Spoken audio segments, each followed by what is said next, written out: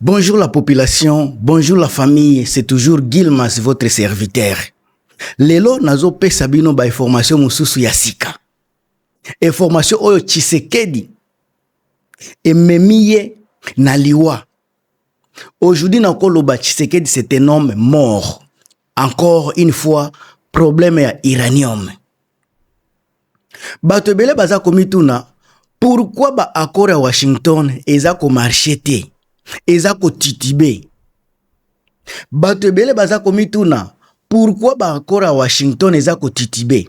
Ndeko na ngai moko na niveau ya Allemagne, je pense kombo ezalaki te a partager nanga makambu ya uranium. Nazwaki information yepa papa Crispé Kayembe. Azana niveau ya Suisse apesa kinga les mêmes informations.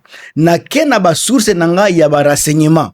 Nazui les mêmes informations. Mais nako confirmer yango te parce que eza ba information o eza officialité. Eza ba information officieux.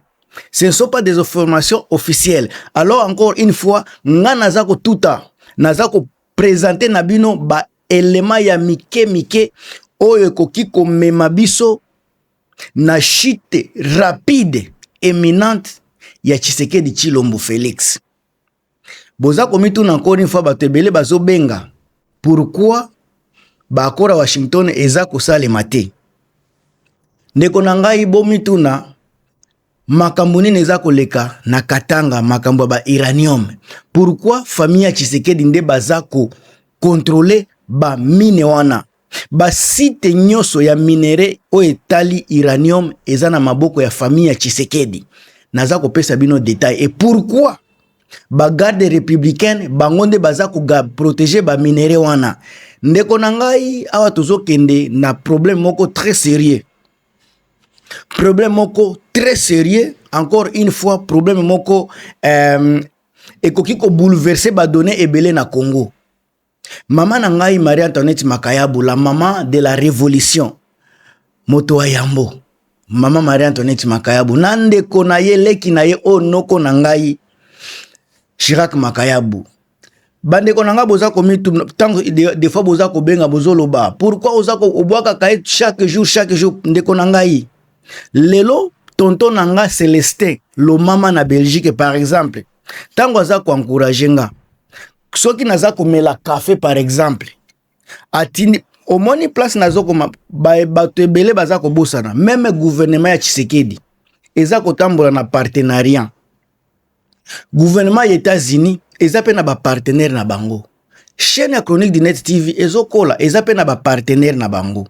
Omoni eloko na komi se joindre na chaîne oyo place wana eza na ba oyo soki azui moi courage apesinga 1 euro.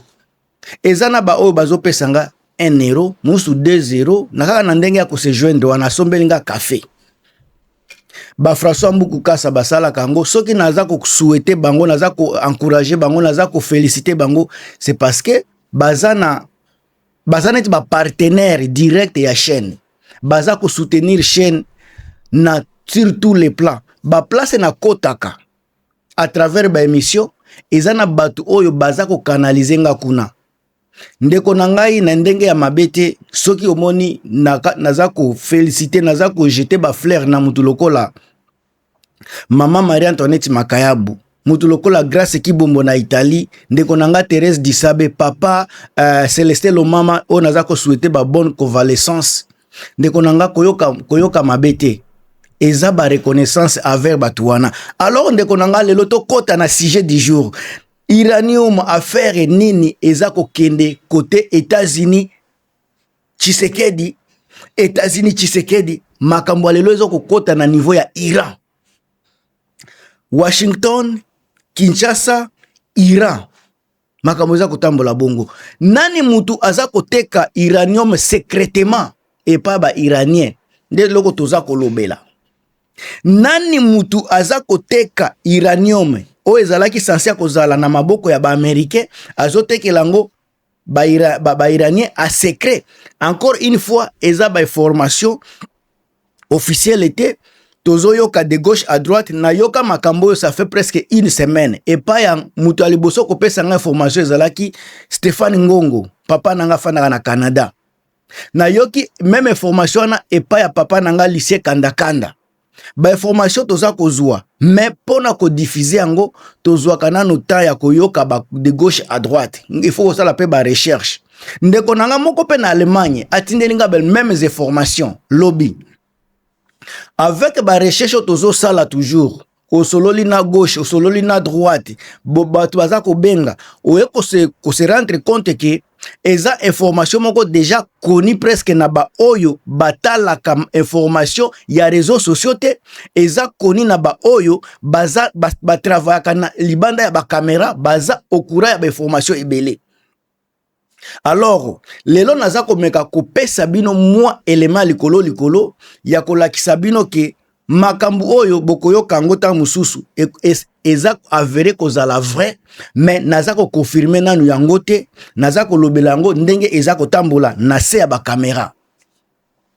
Il se pourrait que chinois moko boye nde azalaki intermédiaire parce que soki congolais asalango directement et kobima bien te et puis ezalaki kobima na ba carrière minière officiellement eze kobima na ba place moko secrète. Alors boyo kananu na meka kotala soki makambo yo nakoki ko expliquer yango vraiment na ndenge moko boye oyo mutu na mutu ko comprendre yango na facilité.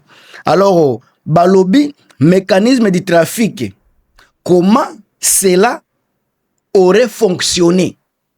Ya nini ya ba transfert wana ya ba minere uranium wana ya Tshisekedi ateki di ba américain aza ko yiba yango aza ko tekela pe ba iranien en même temps.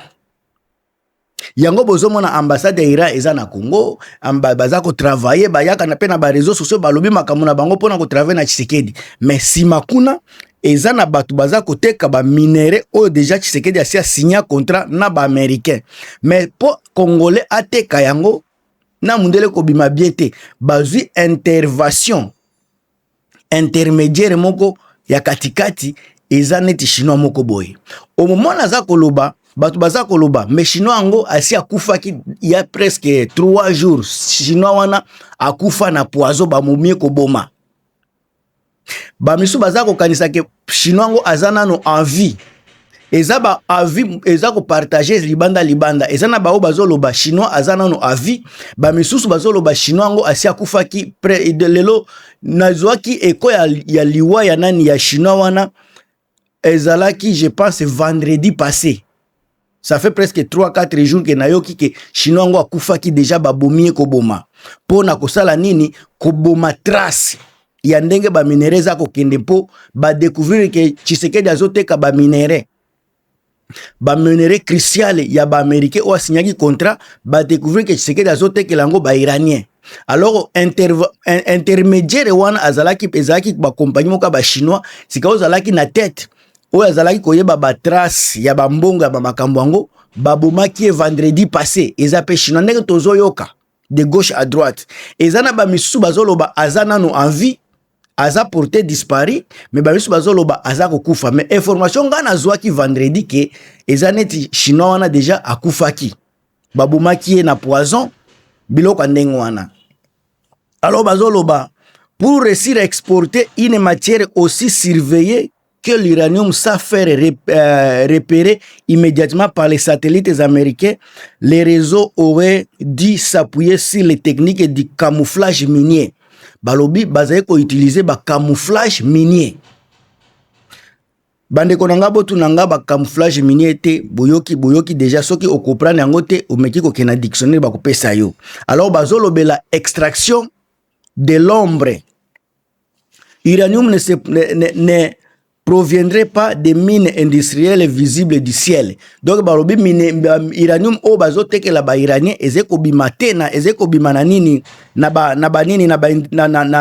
ba mine industrielle mais exploitation artisanale o zalaki ba creuser. Donc bazeko bimisango na ndenge mayuya so ba bimisango na ba mine industrielle o yebani na monde entier pour ba satellite ba américain ba ko capter. Alors bazeko utiliser ba creuser ya nini ba biloko mo ya libanda. surtout dans les Hauts-Katanga, bobi officiellement registrés comme des gisements de cuivre et de cobalt de faible quantité.